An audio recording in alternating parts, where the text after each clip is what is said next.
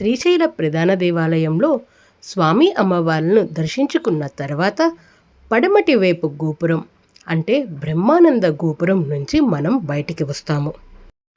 శ్రీశైల దేవాలయానికి ఉన్న 4 గోపురాలు, ఒక్కొక్క గోపుర విశిష్టత అన్నిటికీ సంబంధించిన డీటెయిల్డ్ వీడియో ఛానల్లో ఉంది.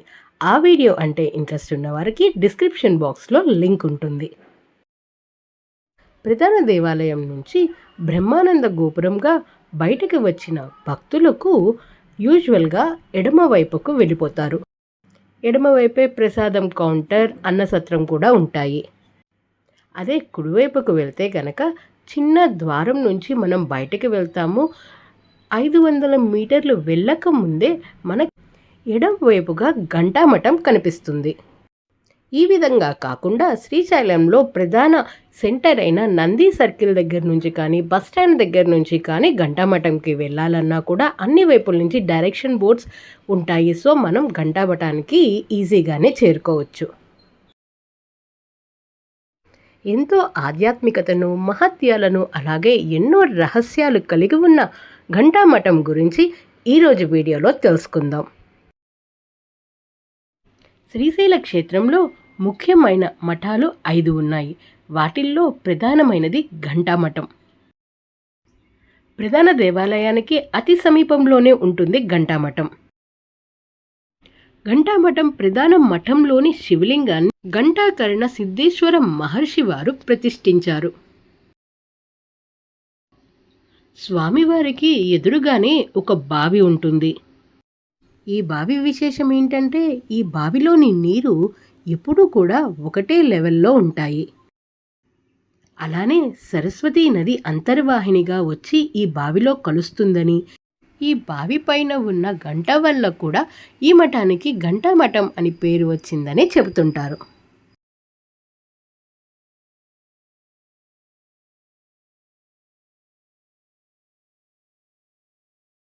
ఇక ఇక్కడి నుంచి పక్కకు వస్తే ఇదంతా మార్బుల్తో రీసెంట్ టైమ్స్లో కవర్ చేసేశారు. కానీ ఇక్కడ మనకి కనిపిస్తున్న ద్వారంలాగా ఏదైతే ఉందో ఈ లోపలికి వెళ్ళి అంటే భూగర్భంలో ఇక్కడ మునులు, మహర్షులు తపస్సు చేసుకునేవారట. ఇక్కడ కనిపిస్తున్న అతి పెద్ద వృక్ష విశేషాన్ని కూడా ఈ వీడియోలో ముందు మనం తెలుసుకుందాం. ఘంటామఠంలోనే 5 చిన్న మఠాలుంటాయి.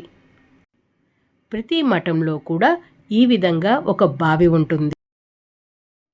ఈ 5 మఠాల్లో ఉన్న బావిలో నీరు ఎంత తోడినా కూడా ఎప్పుడూ కూడా ఒకటే మట్టంలో ఉంటాయి. అలాగే ఈ ప్రాంగణంలోనే సుమారు 600 సంవత్సరాలకి ముందు కర్ణాటకకి చెందిన కొత్తూరు కాశీ బసవేశ్వర స్వామి వారు జీవ సమాధిని పొందారట. ఆ ప్రదేశాన్ని కూడా మనం ఇక్కడ దర్శించుకోవచ్చు. అలానే శ్రీ పోతులూరి వీరబ్రహ్మేంద్ర స్వామి వారు కూడా ఈ మఠంలో ఒక శివలింగాన్ని ప్రతిష్ఠించారని, ఎన్నో సంవత్సరాలు తపస్సు చేసి సిద్ధి కూడా పొందారని చెప్పి ఇక్కడ నిత్యం స్వామివారిని సేవించుకునే పూజారి అయ్యవారు తెలియచేశారు. అలాగే కాశీనాయన వారు, సిద్ధ నాగార్జునుల వారు, సుధీంద్ర బాబు గారు కూడా ఇక్కడ తపస్సు చేశారని పూజారి వారు తెలియచేశారు. ఘంటామఠం 7వ శతాబ్దంలో ఇక్కడ సాధువులు, సంతులు తపస్సు చేసుకోవటానికి నిర్మించబడినదని ఇక్కడ శాసనాలు తెలియచేస్తున్నాయి. ఘంటామఠంలో మనం సప్తమాతృకల్లో ఒకరైన కౌమారి అమ్మవారిని కూడా దర్శించుకోవచ్చు. కౌమారి అమ్మవారికి ముందు వైపు 3 ముఖాలు, వెనుక వైపు 3 ముఖాలు, మొత్తం అమ్మవారు 6 ముఖాలతో దర్శనమిస్తారు. ఘంటామఠం వివిధ దేవాలయాల సమూహంగా ఏర్పడి ఉంటుంది. ఇక్కడ ఉన్న ప్రతి దేవాలయంలో ఉన్న శివలింగానికి ఒక్కొక్క ప్రత్యేకత ఉంటుంది. ఇక్కడ ఉన్న సుబ్రహ్మణ్యేశ్వర స్వామివారి విగ్రహం నుంచి ప్రతిరోజు రాత్రివేళ 12 గంటల తర్వాత ఓంకారనాదం వినిపిస్తుందని ఇక్కడ ఉన్న పూజారి వారు తెలియచేశారు. అలానే భ్రమరాంబిక అమ్మవారు కూడా ఒక బాలిక రూపంలో నిత్యం 12 నుంచి 3 గంటల మధ్య ఈ ఘంటామఠంలో సంచరిస్తారు. ఎందరో మహాపురుషులు అమ్మవారిని బాలికా రూపంలో దర్శించుకోగా చాలామందికి అమ్మవారి మువ్వల సవ్వడి వినిపించిందని కూడా చెప్తుంటారు. ఇక్కడ గర్భాలయానికి ఒకవైపు గణపతుల వారి విగ్రహం ఉండగా రెండవ వైపు కుమారస్వామి వారి విగ్రహం ఉంటుంది. ఈ విగ్రహం నెమలి వాహనం మీద కూర్చున్న కుమారస్వామి వారి విగ్రహం. ఈ విగ్రహాన్ని ఎంతసేపు దర్శించుకున్నా ఇంకా దర్శించుకోవాలనే అనిపిస్తుంది. చాలా ఆకర్షణతో ఉన్న ఈ విగ్రహాన్ని మనం అక్కడ నుంచుని చూస్తూనే ఉండిపోతాం.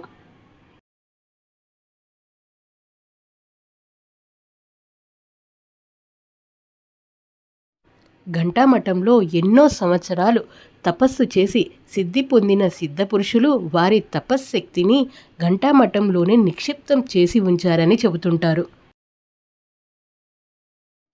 ఈ మఠంలో నిత్యం పంచాక్షరి మంత్రాన్ని జపించినా ధ్యానం చేసుకున్నా కూడా ఆ తపశ్శక్తిని మనం కూడా అనుభూతి చెందవచ్చని ఇక్కడ పూజారి వారు వివరించారు.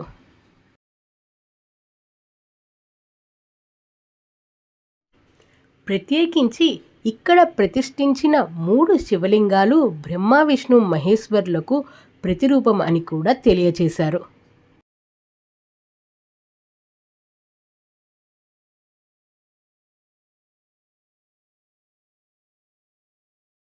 ఇటీవల కాలంలోనే దేవస్థానం వారు ఘంటామఠాన్ని పునరుద్ధరణ చేశారు. ఈ పునరుద్ధరణ భాగంలోనే ఇటువైపంతా కూడా ఈ మార్బుల్స్ అన్నీ కూడా అరేంజ్ చేశారు.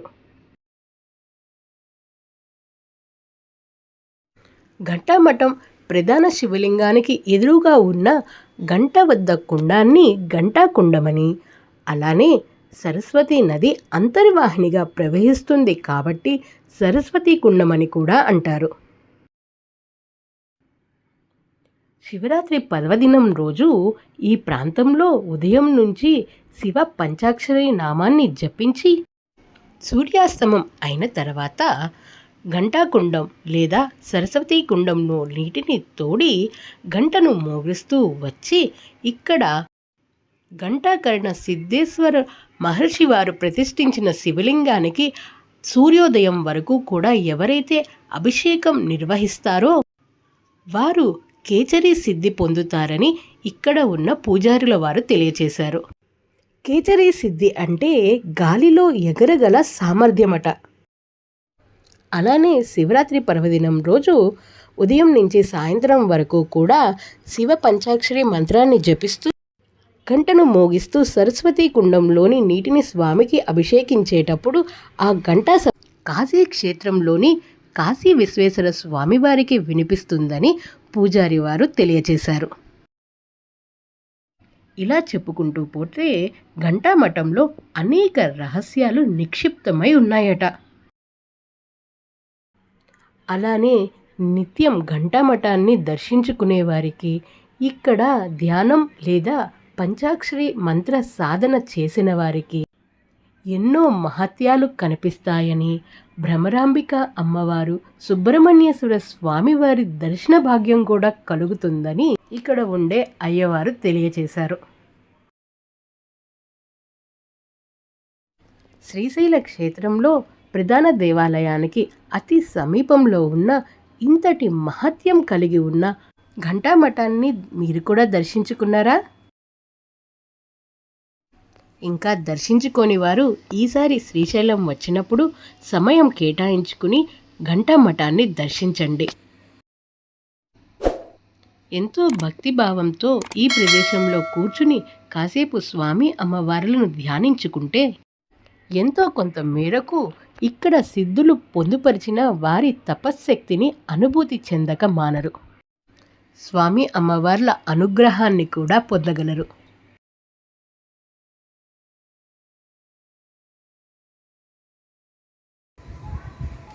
ఈ యొక్క వృక్షం పేరు సంస్కృతంలో వచ్చేసి గాంధర్వమురుగా అని పిలుస్తారు. వాడుక భాషలో ఏనుగు వడల చెట్టు, వీళ్ళు పిలువరాక దాన్ని ఏనుగు తొండంకాయల చెట్టు అని పిలుస్తూ ఉంటారు.